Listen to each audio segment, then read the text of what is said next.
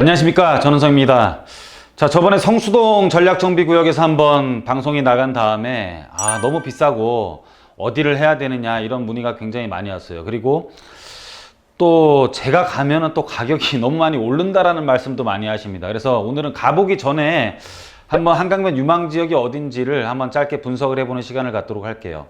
그래서 과거의 자료들이 이렇게 있는데 왜 이렇게 과거의 자료를 들먹이냐라고 하는 분들도 꽤 많이 계십니다. 근데 옛날 이런 자료들을 발표할 때는요, 여러분들이 생각하시는 것보다 어마어마한 용역비를 내서 이런 자료들을 만드는 거예요. 한강 르네상스 이 사업, 이 용역을 만들 때도 제가 알기로는 서울시에서 몇십억, 수십억 단위로 돈을 쓴 걸로 알고 있습니다. 그리고 이런 계획을 잡지만 이런 계획들이 실상에 반영되는 데까지는 굉장히 또 시간이 걸려요.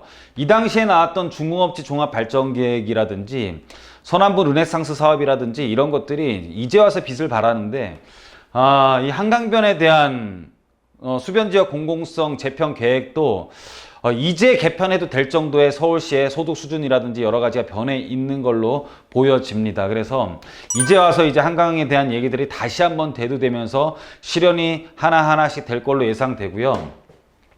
한강의 의미가 예전부터 어떤 것을 의미를 하는 거냐면은 예전에 이렇게 재건축을 했을 때 이렇게 지금 높이를 많이 주지 않다 보니까는 아주 빽빽하게 재건축이 돼요. 그래서 한강에서 한강 밖을 보는 조망이 너무 안 좋다라는 거죠. 우리가 알고 있던 조망권은 후진국적인 발상은 뭐냐면 우리 집에서 한강을 보는, 그러니까는 한강에 대한 조망을 독점하는 게 후진국적 발상이고요. 선진국적 한강 조망권에 대한 건 뭐냐면 한강을 공원화 시켜서 공원에서 우리가 즐기는 사람들이 한강 밖을 보는 것을 한강 조망이라고 생각을 하는 게 선진국적인 발상이라고 보시면 됩니다. 그래서 예전처럼 이렇게 개발을 안 하고 이렇게 개발을 하겠다는 거예요. 높이를 높이고 용적률을 높이는 건 아니에요.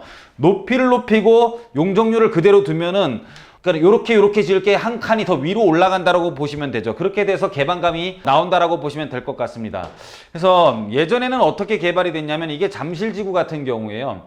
한강 이용을 고려하지 않은 기부 체납 위치, 기부 체납도 본인들 단지에다가 이렇게 했죠. 그래서 이때부터 서울시의 모든 계획들이 기부 체납을 할 때는 메인 도로에 접한 부분에 기부 체납을 하게 돼 있어요. 이렇게 개발구역 안에 중간에 기부 체납을 하는 게 아니라 이거는 자기네들이 독점할 수 있는 기부 체납이잖아요. 그게 아니라 모든 사람들이 이용할 수 있게 메인 도로에 접하는 곳으로 기부 체납하는 것으로 완전히 바뀌어 있고요.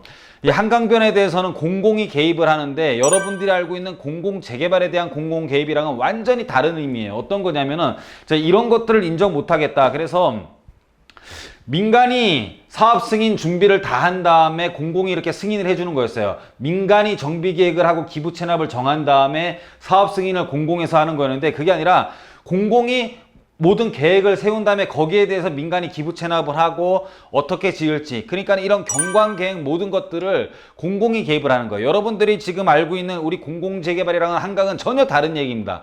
한강은 용적률을 높여줄 수 있는 곳이 아니라 높이를 높여가지고 개방감을 확보하는 거예요.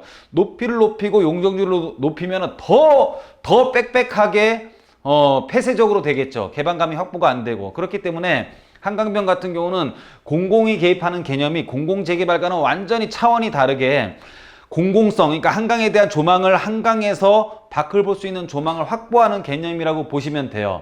그래서 공공이 개입한다는 의미를 전혀 다르게 여러분들이 생각을 하셔야 되는 거고요.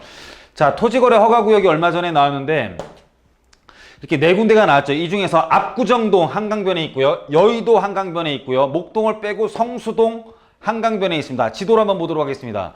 자, 예전 자료를 우리가 겹쳐가지고 보시면 이 빨간색, 진한 색이 전략정비구역이에요. 전략정비구역. 전에도 한번 말씀드렸다시피 경관관리구역을 세 가지로 분리를 했어요.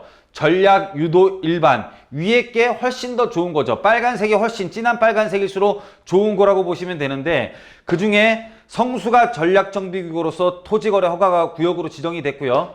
자, 압구정동이 전략정비구역으로서 토지거래 허가구역으로 지정이 됐고, 자, 여의도 전략정비구역으로서 토지거래 허가구역으로 지정이 됐습니다. 그러면 진한 빨간색 두 군데가 남아있죠. 우리가 조정대상 지역으로 지정이 되면 바로 옆으로 또 돈이 움직여서 거기가 또 가격이 급등해서 조정 대상 지역으로 되고 이거 수없이 반복을 했었잖아요. 한강변도 마찬가지예요. 전략정비구역으로 되어 있다면 여러분들 그냥 눈으로만 보더라도 그냥 어디가 그냥 눈에 보이시잖아요. 그렇죠? 눈에 보이십니다. 그래서 아파트 지구와 이제 단독주택 지구가 이렇게 있는데 아파트 지구로는 이촌 아파트 지구가 있고 단독주택 지역으로는 합정 당인동 상수동 쪽이라고 보시면 돼요. 당인리발전소가 좀 있으면 개장을 하는데 양화대교를 건너면서 우측편이 진한 빨간색이라고 보시면 됩니다. 영등포 쪽에서 양화대교를 건너면서 우측편이 좋은 것이라고 보면 돼요. 그냥 대충 봐도 답은 나오는 겁니다. 여러분들이 모른다고 그냥 말하시면 안 되는 거예요. 그냥 보면 답이 나오는 거예요. 그렇죠? 그래서 결론을 내면은 한강 공공성의 의미는 용적률을 높여 임대 공급을 하는 것이 아닙니다. 그냥 높이를 높여 개방감을 확보하는 훨씬 더 좋은 개념이라고 보시면 될 것 같고요. 한강변 아파트는 공공성을 위해 고층으로 동간거리 멀게 개발된다는 의미는 뭐냐면 초고층 초고가 아파트로 태어나면서 앞으로 프리미엄이 엄청나게 붙을 거라고 저는 생각을 하고 있습니다. 그래서 역전은 한강에서 하는 거라고 생각을 합니다. 자, 역전할 수 있는데 그때 전에도 말씀드렸죠. 자, 한강변, 그리고 강남, 그리고 용산에서 부자가 분명히 탄생을 할 겁니다. 자, 여러분들 한번 제가 움직이기 전에 여러분들이 먼저 한번 움직여 보시고요. 자, 오늘 강의는 여기서 마치도록 하겠습니다. 감사합니다.